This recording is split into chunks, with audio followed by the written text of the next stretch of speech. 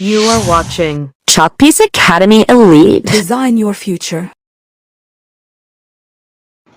வருகின்ற பிஜிடிஆர்பி தேர்வு எழுதி ஆசிரியராகும் கனவுடன் உள்ள அனைத்து ஆசிரிய பெருமக்களுக்கும் மனமார்ந்த வாழ்த்துக்களை தெரிவித்துக் கொண்டு இந்த வீடியோவை ஆரம்பிக்கிறோம். இது பிஜிடிஆர்பி எக்ஸாம் 2026க்கான தமிழ் தகுதி தேர்வு பாடத்திற்கான வீடியோவாகும். 10ஆம் வகுப்பு பாடத்திலிருந்து தொகைநிலை தொடர்கள் என்ற தலைப்பில் தமிழ் பாடத்திலிருந்து உங்களுக்காக இந்த வீடியோ தயாரிக்கப்பட்டுள்ளது. இது இலவச வகுப்பு 14. இந்த வீடியோக்களை பார்த்து கொண்டு வந்தாலே 50க்கு 50 மதிப்பெண்கள் உறுதியாக நீங்கள் எடுத்துவிட முடியும்.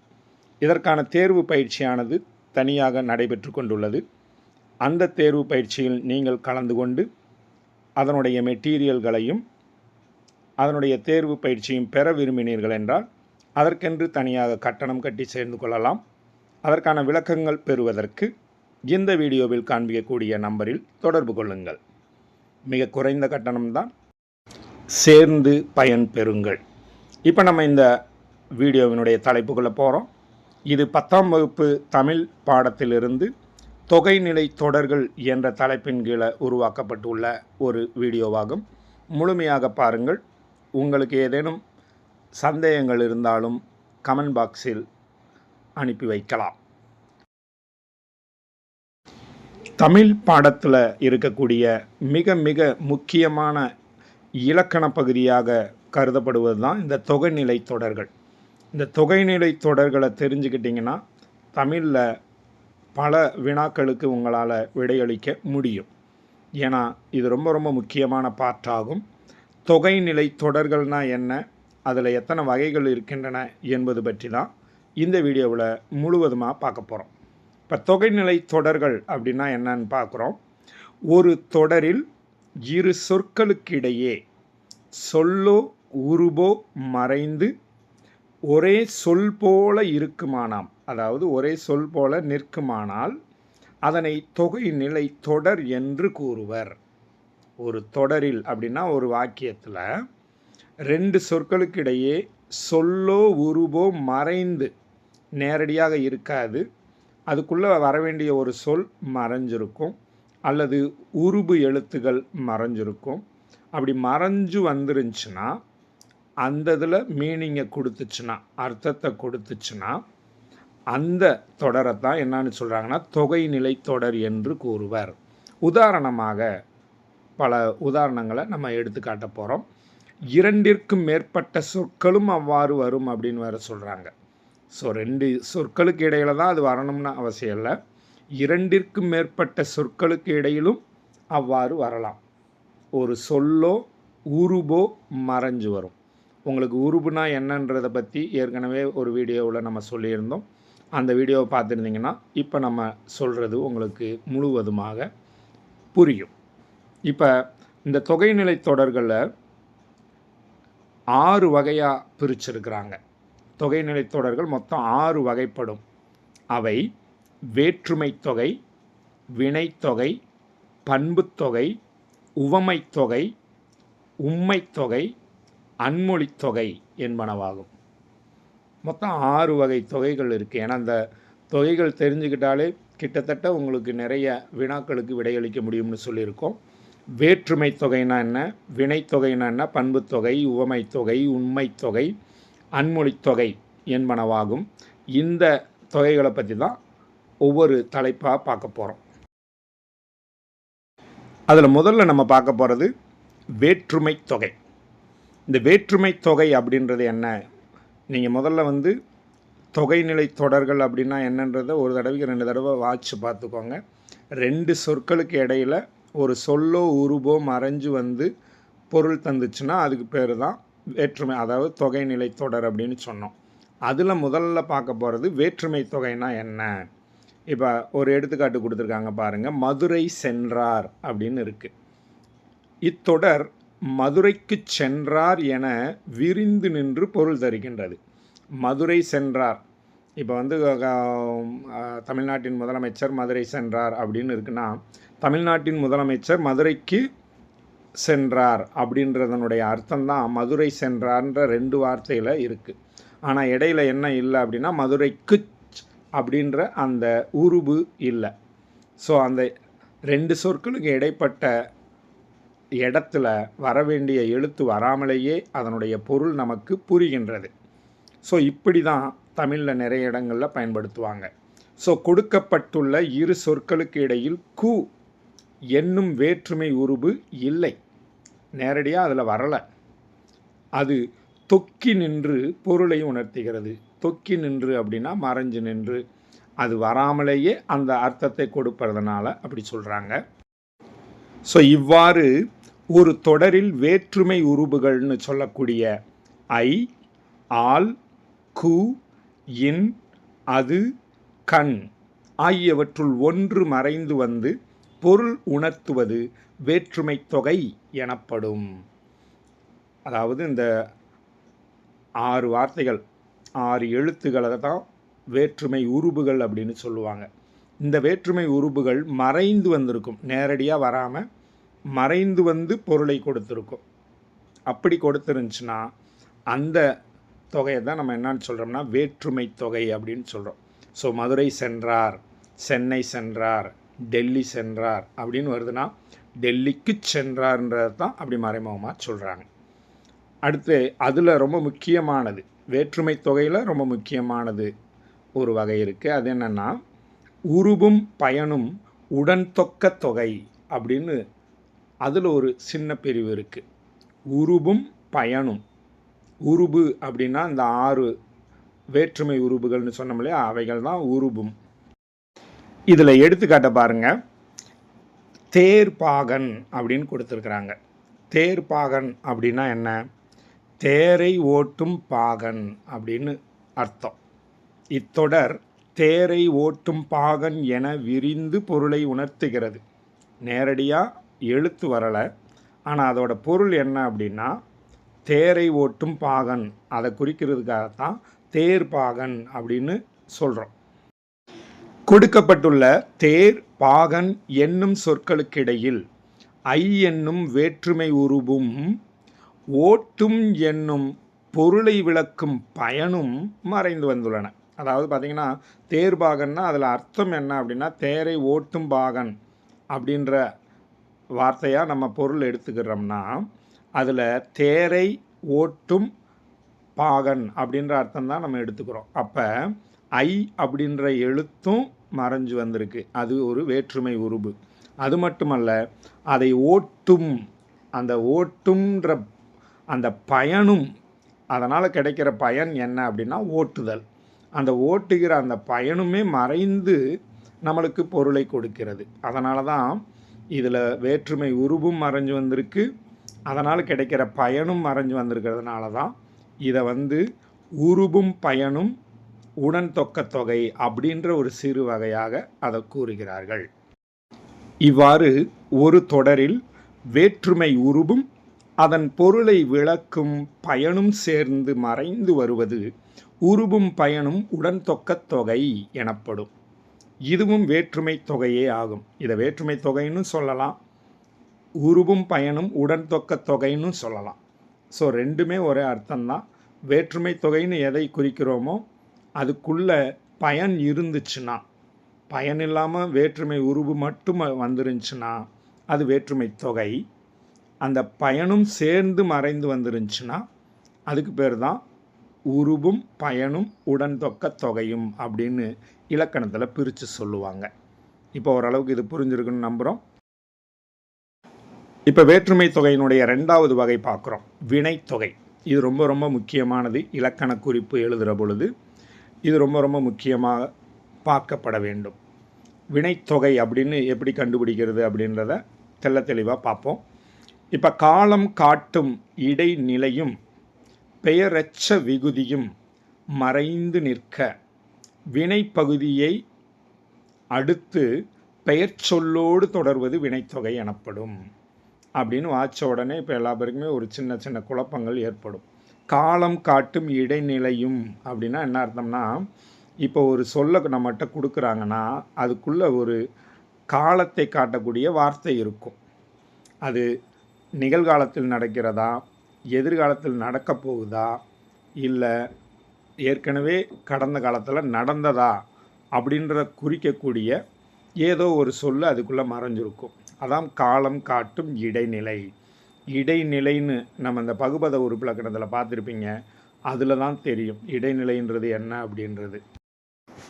இந்த இடைநிலைகள் அப்படின்றது எப்படி கண்டுபிடிக்கிறது அப்படின்னு பார்த்தீங்கன்னா, அந்த சொல்லை பிரித்து பார்க்குற பொழுது இடையில வந்து இத்து, இட்டு, இரு, இன்னு இந்த எழுத்துக்கள் வந்துச்சுன்னா அது வந்து இறந்த கால இடைநிலை அப்படின்னு சொல்லுவாங்க. அதே இது கிறு, கின்று, ஆ, நின்று அப்படின்னு இடையில பிரிக்கப்பட்டுச்சுன்னா அது வந்து நிகழ்கால இடைநிலை அப்படின்னு சொல்லுவாங்க. அடுத்தது பார்த்தீங்கன்னா இப்பு, இவ்வு அப்படின்ற எழுத்துக்கள் இடையில பிரிக்கப்பட்டுச்சுன்னா அது வந்து எதிர்கால இடைநிலைன்னு சொல்லுவாங்க. இப்போ இந்த இடைநிலையை பற்றி தெரிஞ்சுக்கிட்டீங்க இல்லையா? இந்த மாதிரி காலத்தை காட்டக்கூடிய, அதாவது அது நிகழ்காலமா, இறந்த காலமா, எதிர்காலமான்னு சொல்லக்கூடிய அந்த காலத்தை காட்டக்கூடிய இடைநிலைகள் மறைந்து தான் வந்திருக்கும், நேரடியாக வந்திருக்காது.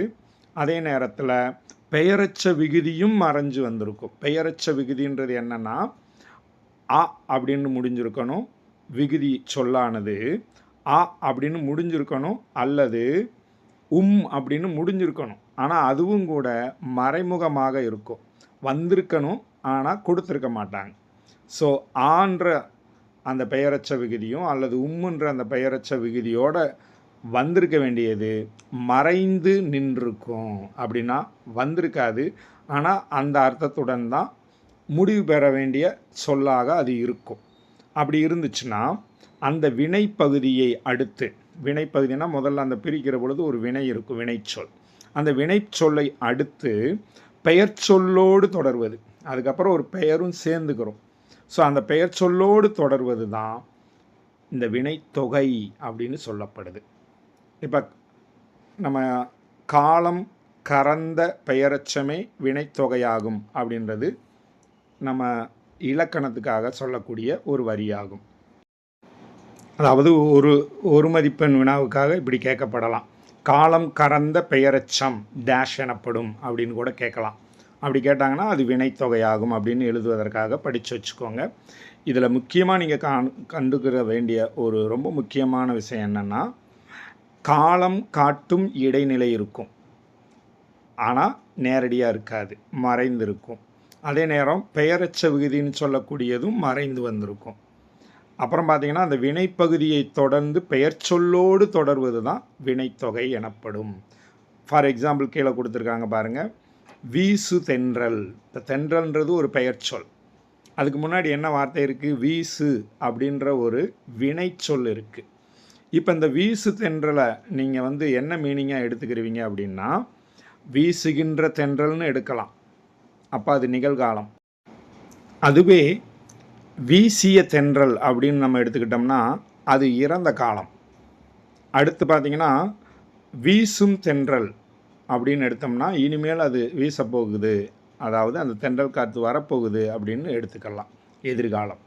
ஸோ இந்த மாதிரி 3 காலத்துக்குமே அது பொருந்தக்கூடியதாக அமையும். எந்த சொல்லை எடுத்தாலும் அந்த வினை சொல்லை மட்டும் நம்ம 3 காலத்துக்கும் பயன்படுத்துறது போல் வந்திருந்து தொடர்ந்து ஒரு பெயர் சொல்லும் சேர்ந்து வந்திருக்கணும், அதுதான் ரொம்ப முக்கியம். ஸோ அந்த காலத்தையும் குறிக்கிற வார்த்தை அது கூட பெயர் சொல்லும் சேர்ந்து வந்திருக்கும்.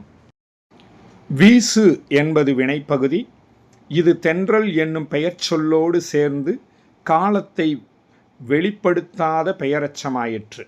அதாவது காலத்தை நேரடியாக சொல்லலை, அந்த காலம் மறைமுகமாக இருக்கிறது. மேலும் வீசிய தென்றல், வீசுகின்ற தென்றல், வீசும் தென்றல் என முக்காலத்திற்கும் பொருந்தும்படி விரிந்து பொருள் தருகிறது. அதை நம்ம 3க்குமே எடுத்துக்கிற முடியும், ஏன்னா அதை குறித்து வரலை. அதாவது வீசிய தென்றலான்னு கொடுக்கல, வீசும் தென்றலான்னு கொடுக்கல, அல்லது வீசிய தென்றலான்னு சொல்லலை. 3 காலத்துக்குமே இது பொருந்தக்கூடியதாகவும் அமைஞ்சிருக்கு, அதனால தான் மறைஞ்சு வந்திருக்குன்னு சொல்கிறோம். அப்போ காலம் காட்டும் இடைநிலைகள் இப்பெயரச்சத்தில் தொக்கி நிற்கின்றன, அதாவது காலத்தை காட்டக்கூடிய அந்த இடைநிலைகளோடு சேர்ந்து வந்திருக்கு, அதாவது மறைமுகமாக வந்திருக்கு. தொக்கினாலே மறைமுகம்னு வச்சுக்கோங்க. இப்போ வினைப்பகுதியை அடுத்து பெயர்ச்சொல் அமைந்த சொற்றொடர்களிலேயே வினைத்தொகை அமையும். ஸோ ஒரு வினைச்சொல்லை தொடர்ந்து ஒரு பெயர் சொல்லோடு தான் அது முடிஞ்சிருக்கும். இடையில அந்த காலத்தை காட்டக்கூடியது முக்காலத்தையும் காட்டக்கூடியது மறைஞ்சு வந்திருக்கும். அதே நேரத்தில் ஒரு பெயர் சொல்லோடு சேர்ந்தும் வந்திருக்கும் அந்த வினைப்பகுதி. அப்படி வந்திருந்தால் அதை நீங்கள் வினைத்தொகை என்று பிரித்து சொல்ல வேண்டும். இப்போ வீசு தென்றல் மாதிரி ஆடு மயில் அப்படின்னு சொல்லலாம். அதில் பார்த்திங்கன்னா ஆடுகின்ற மயில், ஆடிய மயில், ஆடும் மயில் அப்படின்னு நம்ம சொல்லலாம். இதுக்கு ரொம்ப மிக முக்கியமான எடுத்துக்காட்டாக எதை சொல்லுவாங்க அப்படின்னு பார்த்திங்கன்னா ஊறுகாயை சொல்லுவாங்க. ஊறிய காய், ஊறும் காய், ஊறுகின்ற காய் அப்படின்னு சொல்லுவாங்க. ஸோ இப்போ உங்களுக்கு வினைத்தொகை எப்படி கண்டுபிடிப்பது அப்படின்றது முழுமையாக புரிந்திருக்கும் என்று முழுமையாக நம்புகிறோம். அடுத்து நம்ம பார்க்க போகிறது என்ன அப்படின்னு பார்த்தீங்கன்னா பண்புத்தொகை. பண்புத்தொகைனா என்னன்றது ஆல்ரெடி நிறைய பேர் படிச்சிருப்பீங்க. ஒரு சொல்லை பிரிக்கிற பொழுது அதில் மை அப்படின்ற விகுதியோடு அந்த சொல்லானது பிரிக்கப்படும் அப்படின்னு தெரிஞ்சால் அதை தான் நம்ம பண்புத்தொகைன்னு சொல்லுவோம் அப்படின்னு ஏற்கனவே தெரியும். சில சொற்கள் இப்போ பார்த்திங்கன்னா செங்கடல்னு இருக்கும். அதை பிரித்து பார்த்தோம்னாக்க செம்மை கூட்டல் கடல்னு பிரிப்பாங்க. செங்குருதின்னு சொல்லுவாங்க, செம்மை கூட்டல் குருதின்னுவாங்க. ஸோ அந்த மை விகுதியானது மறைந்து வந்திருக்கும் அதை பிரிக்கிற பொழுது. அந்த மாதிரி வார்த்தைகளை தான் பண்புத்தொகைன்னு சொல்லுவாங்கன்னு நம்மளுக்கு ஏற்கனவே தெரியும். அதை கொஞ்சம் இலக்கண ரீதியாக நம்ம பார்த்தோம்னா நிறம், வடிவம், சுவை, அளவு முதலானவற்றை உணர்த்தும் பண்பு பெயருக்கு அது தழுவி நிற்கும் பெயர் சொல்லுக்கும் இடையில் மை என்னும் பண்பு விகுதியும், அதாவது அந்த மையின்ற அந்த பண்பு விகுதி பிரிச்சா வரும்னு சொன்னேன் இல்லைங்களா, அந்த மாதிரி விகுதியும் ஆகிய ஆன என்னும் உருபுகளும் மறைந்து வருவது. மையின்றதும் மறைஞ்சு வரும், ஆகிய ஆன அப்படின்னு சொல்லக்கூடிய உருபுகளும் மறைந்து வருவது தான் பண்புத்தொகை எனப்படும். இப்போ செங்காந்தல்ன்ற ஒரு வார்த்தையை பாருங்கள். செம்மையாகிய காந்தல் அப்படின்னு அதை பிரிக்கிறாங்க. அதில் மையும் வருது, ஆகிய அப்படின்ற அந்த உருபும் சேர்ந்து வருது. அப்படி வந்துச்சுன்னா அதை தான் நம்ம பண்புத்தொகை அப்படின்னு பிரித்து சொல்லணும். இப்போ பண்புத்தொகையில் பார்த்தீங்கன்னா இரு பெயரொட்டு பண்புத்தொகை அப்படின்னு ஒன்று சொல்கிறாங்க. நம்மளுக்கு பண்புத்தொகைன்னா என்னென்னு தெரியும். இரு பெயரொட்டு பண்புத்தொகைன்னா தெரியுமா? இப்போ இதில் பாருங்கள். சிறப்பு பெயர் முன்னும், பொது பெயர் பின்னும் நின்று, இடையில் ஆகிய என்னும் உருபு தொக்கி வருவது இரு பெயரொட்டு பண்புத்தொகையாகும். அதாவது ஒரு சில பேருக்கு சிறப்பு பெயர் வச்சுருப்பாங்க, அதை முன்னாடி பயன்படுத்துவாங்க. பொது பெயராக இருக்கும், அதை பின்னாடி பயன்படுத்துவாங்க. இது ரெண்டுக்கும் இடையில் ஆகிய இந்த மாதிரியான உருபுகள் தொக்கி நின்று வந்துச்சுன்னா அதைத்தான் இரு பெயரொட்டு பண்புத்தொகை அப்படின்னு சொல்லுவாங்க. ஃபார் எக்ஸாம்பிள் இங்கே பாருங்கள், மார்கழி திங்கள் அப்படின்னு சொல்கிறாங்க, சாரை பாம்பு அப்படின்னு சொல்கிறாங்க. இந்த ரெண்டு வார்த்தைகள்லேருந்து நம்ம பார்க்குறது என்னென்னா, திங்கள், பாம்பு ஆகிய அந்த பொது பெயர்களுக்கு முன்னாடி வந்திருக்கிற வார்த்தைகளை பாருங்கள். திங்களுக்கு முன்னாடி மார்கழின்னு வந்திருக்கும், பாம்புக்கு முன்னாடி சாரைன்னு வந்திருக்கும். இந்த வரியில் பார்த்தீங்கன்னா கடைசி வரிக்கு முந்தின வரியில் திங்கள் என்றும்ன்ற வார்த்தைக்கு முன்னாடி மார்கழி ஆகிய திங்கள் என்றும் அப்படின்னு வாசிச்சுக்குங்க. மார்கழின்ற வார்த்தை மிஸ் ஆகிருக்கு.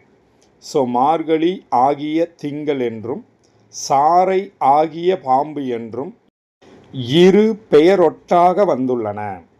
அதாவது அந்த மார்கழி ஆகிய திங்கள் அப்படின்றது தான் மார்கழி திங்கள் அப்படின்னும், சாரை ஆகிய பாம்பு என்பது தான் சாரை பாம்புன்னு நம்மளுக்கு வந்திருக்கு.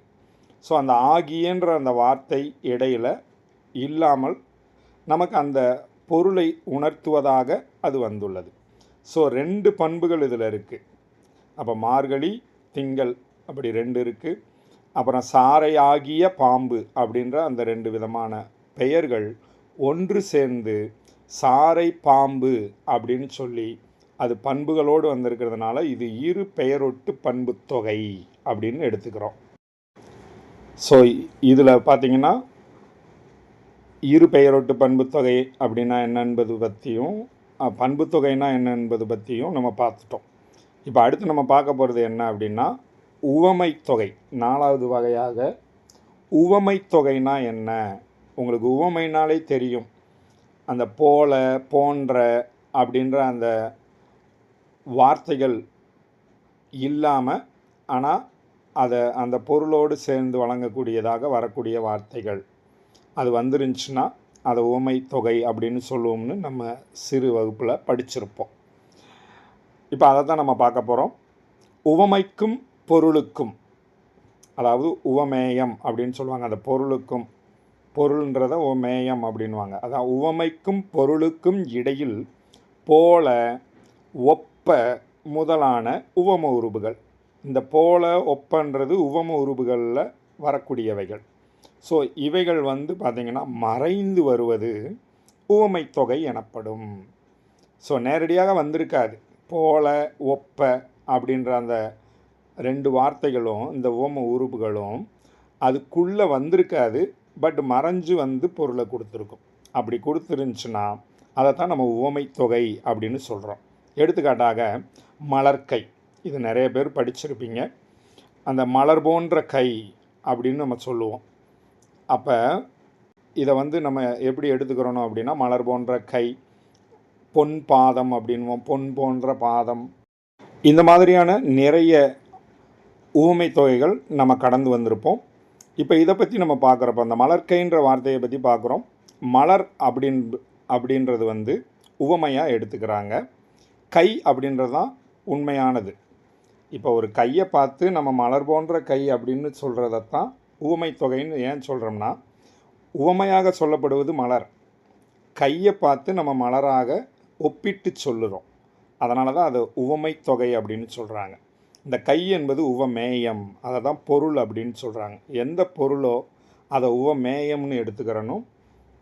எந்த வார்த்தை அதை புகழ்ந்து சொல்ல பயன்படுத்தப்படுகிறதோ அதை உவமையாக எடுத்துக்கிறணும். ஸோ பொருளோட பேர் உவமேயம். அந்த உவமையாக பயன்படுத்தக்கூடிய வார்த்தை முன்னாடி பயன்படுத்தியிருப்பாங்க. ஸோ இந்த ரெண்டுக்கும் இடையில் என்ன மறைஞ்சிருக்கும் அப்படின்னா போன்ற என்னும் உவம உருபு மறைந்து வந்துள்ளது. எனவே இது உவமை தொகை என்று அழைக்கப்படுகிறது. இது மாதிரி நிறைய வார்த்தைகள் நம்ம ப்ராக்டிஸ் பண்ணிக்கிறணும். மலர்கை, பொன் பாதம், கயல்விழி. ஸோ இதில் நீங்கள் உவமை தொகைனா எப்படி கண்டுபிடிக்கணுன்றதை பற்றி புரிஞ்சுக்கிட்டீங்கன்னு நம்புகிறோம். அடுத்த வகையாக 5வது வகையை பார்க்குறோம். அது என்னென்னா உம்மை தொகை. இந்த உம்மை தொகைன்றதும் நீங்கள் ஏற்கனவே படிச்சிருப்பீங்க, சிறு வகுப்பில் பார்த்துருப்பீங்க. 2 சொற்களுக்கு இடையிலும் இறுதியிலும் என்னும் இடைச்சொல் மறைந்து வருவது உம்மை தொகை ஆகும். 2 சொற்களுக்கு இடையிலும் இறுதியிலும் உம்முன்னு முடிஞ்சிருக்கும். இப்போ பார்த்திங்கன்னா தாய், சேய் அப்படின்னு கொடுப்பாங்க. தாயும் சேயும், அந்த தாய்க்கு பக்கத்தில் உம்மு வந்திருக்கணும், சேய்க்கு பக்கத்துலேயும் உம்மு வந்திருக்கணும். ஆனால் வந்திருக்காது, அது மறைந்து வந்திருக்கும். அப்படி மறைந்து அர்த்தத்தை கொடுத்துச்சுன்னா அதை தான் நம்ம உம்மை தொகைன்னு சொல்கிறோம். தாய், சேய் அப்படின்னு சொல்லுவாங்க. இங்கே என்ன எடுத்துக்காட்டு கொடுத்துருக்காங்கன்னா அண்ணன், தம்பி. அண்ணனும் தம்பியும், அந்த உம்முன்றது மறைந்து வந்திருக்கிறது. 2வது வார்த்தையாக நம்ம சொன்ன தாய், சேய் அப்படின்ற வார்த்தை கொடுத்துருக்குறாங்க. இப்போ அண்ணனும் தம்பியும், தாயும் சேயும். ஸோ உம்மை தொகைனா என்னன்றதை புரிஞ்சிருப்பீங்க. ஏன்னா 2 சொற்களுக்கு இடையில் அதே நேரத்தில் இறுதியிலும் அப்படின்றது மறைஞ்சு வந்துச்சுன்னா அதை நம்ம உம்மை தொகை என்று அழைக்க வேண்டும். இறுதியாக இந்த தொகைநிலை தொடர்களில் கடைசி வகையாக என்ன பார்க்குறோம்னா அன்மொழி தொகை. இந்த அன்மொழி தொகையை பிரித்து பார்க்குற பொழுது அல் கூட்டல் மொழி கூட்டல் தொகை அப்படின்னு அதை பிரித்து சொல்கிறோம். ஏன்னா அப்போ தான் நம்மளுக்கு அது புரியுன்றதுக்காக பிரித்து போட்டிருக்காங்க. அல் கூட்டல் மொழி கூட்டல் தொகை, அதை தான் நம்ம அன்மொழி தொகை அப்படின்னு சொல்கிறோம். இதை எப்படி கண்டுபிடிக்கிறது அப்படின்னு பார்த்தீங்கன்னா வேற்றுமை, வினை, பண்பு, உவமை, உம்மை இந்த மாதிரி வரிசையாக பார்த்தோம் இல்லைங்களா? வேற்றுமை தொகை, வினைத்தொகை, பண்புத்தொகை, உவமைத்தொகை, உம்மைத்தொகைன்னு ஆகிய அந்த தொகைநிலை தொடர்களில் உருபுகளும் அவை அல்லாத வேறு சொற்களும் மறைந்து நின்று பொருள் தருவது அன்மொழித்தொகை எனப்படும். இதுகளை பார்த்தீங்கன்னா அந்த தொகைநிலை தொடர்கள் கொடுத்துருப்பாங்க. அதுக்குள்ள உருபுகளும் அவை அல்லாத வேறு சொற்களும் மறைந்து நின்று பொருள் தருவது தான் அன்மொழித்தொகை அப்படின்னு சொல்கிறாங்க. ஃபார் எக்ஸாம்பிள், சிவப்பு சட்டை பேசினார் அப்படின்னு இருக்குது. சிவப்பு சட்டை பேசினார் அப்படின்னா, இப்போ நம்ம ஒரு கூட்டத்தில் ஒருத்தரை பார்த்து அந்த சிவப்பு சட்டை பேசினார் அப்படின்னு நம்ம சொல்லுவோம். அதே மாதிரி முறுக்கு மீசை வந்தார் அப்படின்னு சொல்லுவோம். நம்ம வீட்டுக்கு யார் வந்தாருப்பா, முறுக்கு மீசை வந்தார் அப்படின்னு சொல்லுவோம். ஸோ இந்த இதில் பார்த்தீங்கன்னா, இவற்றில் சிவப்பு சட்டை அணிந்தவர் பேசினார், முறுக்கு மீசையை உடையவர் வந்தார் அப்படின்ற மீனிங்கை தான் அதில் கொடுத்துருக்கு. ஸோ அந்த மாதிரி என தொகைநிலை தொடர் அல்லாத வேறு சொற்களும், உவம உருபுகள் தான் மறைஞ்சு வரணுன்ற அவசியம் இல்லை. உவம உருபுகள் அல்லாத வேறு சொற்கள் மறைஞ்சு வந்துச்சுன்னா அது அன்மொழித்தொகை. உவம உருபுகள் மறைஞ்சு வந்தால் நம்ம வேற்றுமை தொகை, வினைத்தொகை, உம்மைத்தொகை, உவமைத்தொகைன்னு நம்ம சொல்லலாம். உவம உருபுகளும் சில சொற்களும் நம்ம பார்த்தோம். அவைகள் அல்லாத வேறு சொற்கள் வரும் பொழுது அவைகளுக்கு பேர் அன்மொழி தொகை. அதாவது இவைகளில் சேராத வேற சொல்லுகள் வந்து மறைமுகமாக வந்து அர்த்தத்தை கொடுத்துச்சுன்னா அதுக்கு பேர் தான் அன்மொழி தொகை. அந்த மற்ற தொகைநிலை தொடர்களில் இல்லாத வேறு வார்த்தைகள் வந்து மறைந்து வந்து பொருள் தந்துச்சுன்னா அதுக்கு பேர் அன்மொழித்தொகை. இப்போ உங்களுக்கு புரிஞ்சிருக்கும்னு நம்புகிறோம். இந்த வார்த்தைகளில் பார்த்தீங்கன்னா, சிவப்பு சட்டை அணிந்தவர், இந்த அணிந்தவர்ன்ற வார்த்தை வரலை, ஆனால் மறைஞ்சு வந்திருக்கு. ஆனால் அந்த அணிந்தவர்ன்ற வார்த்தை வந்து மற்ற தொகைநிலை தொடர்களில் உவம உருபுகளாகவோ வார்த்தைகளாகவோ பயன்படுத்தப்படாத ஒரு வார்த்தை, ஒரு புதிய வார்த்தை. அதனால தான் இதை வந்து நம்ம வந்து அன்மொழித்தொகை, அவற்றில் இல்லாத வேற மொழி வார்த்தை அந்த வார்த்தையாக வந்திருக்கிறதுனால தான் இது அன்மொழித்தொகை அப்படின்னு சொல்கிறோம். அதே மாதிரி மேசையை, அதாவது முறுக்கு மேசையை உடையவர் வந்தார் அப்படின்றதுக்கு பதிலாக அதில் உடையவர் வந்து மறைஞ்சு வந்திருக்கும். அந்த உடையவன்ற வார்த்தை உவம உருபில் வராது. ஸோ அவைகளில் சேராத ஒரு புதிய வார்த்தை தான் இந்த உடையவர் அப்படின்ற அந்த வார்த்தை. ஸோ அந்த மொழி சொல் வந்திருக்கிறதுனால, வேற ஒரு வார்த்தையாக வந்திருக்கிறதுனால இதை அன்மொழி தொடர், அதாவது அல்லாத மொழித்தொடர் அப்படின்னு எடுத்துக்கோங்க. அங்கே வரக்கூடாத ஒரு புதிய சொல் பயன்படுத்தப்பட்டு, அதாவது மறைமுகமாக பயன்படுத்தப்பட்டு வந்துச்சுன்னா அதை அன்மொழித்தொகை அப்படின்னு சொல்லணும். இப்போ இந்த பக்கத்தில் நம்ம பார்க்குறது என்னென்னா, பொருள்கள் பார்க்க போகிறோம். அதாவது ஒரு வார்த்தையினுடைய பொருள்கள். இப்போ வார்த்தை பார்க்குறோம். ஊன் அப்படின்னா என்ன, அதனுடைய பொருள் என்ன அப்படின்னு பார்க்குறோம். உணவு. ஏன்னா இது 10ஆம் வகுப்பு புத்தகத்தில் இந்த இயலில் கொடுக்கப்பட்டிருக்கு. ஸோ அதனால் அதையும் சேர்த்து இதிலே உங்களுக்கு சொல்லிடுறோம். ஊன் அப்படின்னு 3 சுழி இன்னோட வந்துருந்துச்சுன்னா அதோட அர்த்தம் உணவு. அதே வார்த்தை ஊன் அப்படின்னு 2 சுழி இன்னோட வந்துருந்துச்சுன்னா அதோட அர்த்தம் தசை, உடல் அப்படின்னு அர்த்தம். ஸோ ஊன்னா உணவு, 2வது ஊன்னா தசை, உடல். அடுத்தது பாருங்கள், அன்னம். 3 சுழி இன்னு 3 சுழி நாவோட அன்னம்னு வந்துருந்துச்சுன்னா அது மேல்வாய் அப்படின்னு அர்த்தம். நமக்கு இருக்கு இல்லைங்களா மேல்வாய், அந்த இதுன்னு அர்த்தம். 2வது 2 சுழி இன்னும் 2 சுழி நாவும் வச்ச அன்னம்னு வந்துருந்துச்சுன்னா அன்னம் இடுதல் அப்படின்னு சொல்லுவாங்க, சோறு. அப்புறம் அன்னப்பறவை. அடுத்து பார்த்திங்கன்னா கவரிமா. அதில் தவறாக பிரிண்ட் ஆகிருக்கு, சுவரிமான்னு இருக்குது. கவரிமா நம்ம சொல்லுவோம். இப்போ மானம் பெரிதுன்னு வாழ்கிறவங்கள கவரிமானுக்கு இணையாக சொல்லுவாங்க. அது மான் இனம் அல்ல. இங்கே நீங்கள் ஒன்று தெரிஞ்சுக்கிறணும். கவரிமா அப்படின்றது இமயமலை பகுதியில் வாழக்கூடிய எருமை மாட்டு இனத்தை சார்ந்தது. அந்த பேரை தான் நம்ம வந்து கவரிமா அப்படின்னு சொல்கிறோம். அதை நம்ம மானினம் நினச்சிக்கிட்டு கவரிமானுக்கு நம்ம உவமையாக சொல்லிக்கிட்டு இருக்கோம். அது கவரிமான் அல்ல, கவரிமா. அது ஒரு எருமை இனத்தை சார்ந்தது. அது மானத்தை பெரிதாக காண்பிப்பதற்காக கூறப்பட்ட உவமை வார்த்தையாகும். நம்ம கிராம பகுதியில் பெரிய கவரிமான் பரம்பரை அப்படின்னு சொல்லி நம்ம சில பேரை பேசுவோம். ஸோ அது கவரிமான் பரம்பரை அல்ல, கவரிமா பரம்பரை. அதாவது அந்த மாட்டினத்திலேயே பெரிய ஸ்ட்ராங்கான மாட்டினம். அதனால தான் அதை அப்படி சொல்கிறாங்க. பட் நம்ம வேறு ஒரு அர்த்தத்தில் நம்ம பயன்படுத்திக்கிட்டு இருப்பதாக கூறுகிறார்கள். அடுத்த முக்கியமான வார்த்தை பார்த்தோம்னா திணை. 3 சுழி நை வந்திருக்கு. அதனுடைய அர்த்தம் என்ன அப்படின்னு பார்த்தீங்கன்னா, திணை அப்படின்னா இடம், நிலம், வீடு, ஒழுக்கம் அப்படின்ற 4 அர்த்தத்தை கொடுக்கும். அதே இது 2 சுழி நையோட திணை அப்படின்னு பயன்படுத்துகிறோம்னா சிறு தானிய வகை, நம்ம சாப்பாடுக்கெல்லாம் பயன்படுத்தக்கூடிய தானிய வகையை குறிக்கும். இதை பார்த்து வச்சுக்கோங்க. அடுத்து பார்த்திங்கன்னா வெள்ளம். நம்ம இந்த லகரம், வல்லினம், மெல்லினம், இடையினம் அப்படின்னு சொல்கிறோம் இல்லைங்களா? அதில் பார்த்திங்கன்னா அந்த மெல்லினத்தில் வரக்கூடிய வெள்ளம், அந்த இல்லைனா வச்சு வரக்கூடியது என்னதுன்னா கருப்பஞ்சாற்று கட்டி அப்படின்னு அர்த்தம்.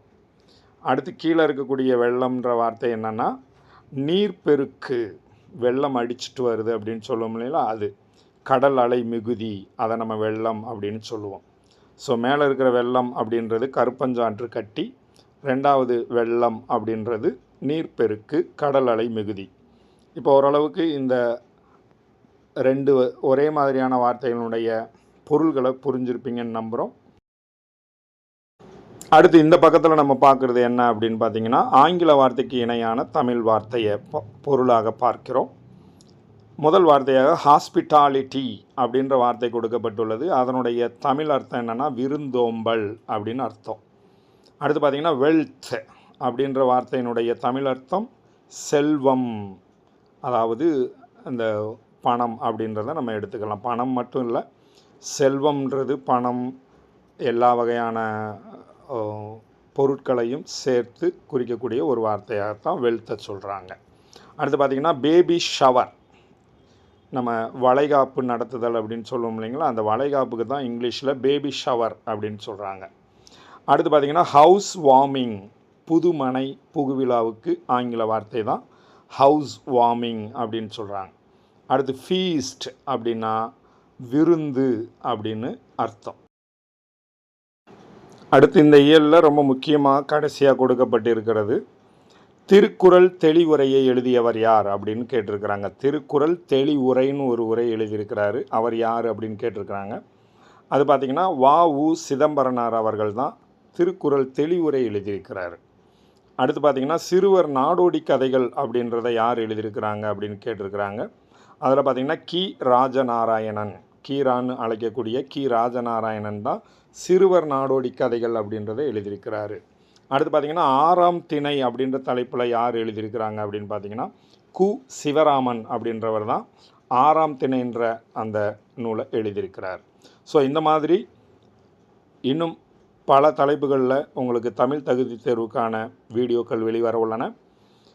இந்த இலவச பயிற்சி வகுப்புகளானது நமது யூடியூப் சேனலில் தொடர்ந்து வந்து கொண்டே இருக்கும். அதை முழுவதுமாக பாருங்கள். உங்கள் ஆசிரியர் கனவை நனவாக்கி கொள்ளுங்கள்.